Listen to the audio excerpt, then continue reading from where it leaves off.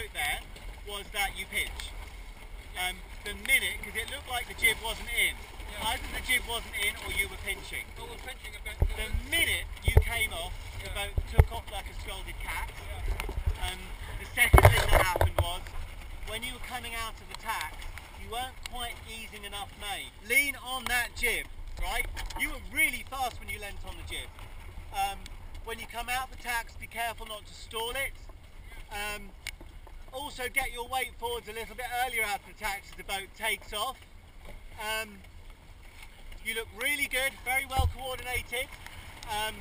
Downwind, hoist's pretty good, jibes are pretty clean, but it looked to me like you weren't thinking, I'm going to jibe in pressure. You just threw the jibe in. Well, that's fine, and it's a bit harder on such a short course. I'm putting a lot of pressure on you. But remember, jibe on pressure, yeah? Because if you jibe slightly higher and there's a tuff, it'll take you down onto the lay line. If you jibe early, if you jibe late and there's too much pressure, you're spilling it.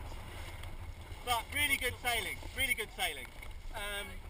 So get ready for the next countdown. I'm going to go and debrief one more boat.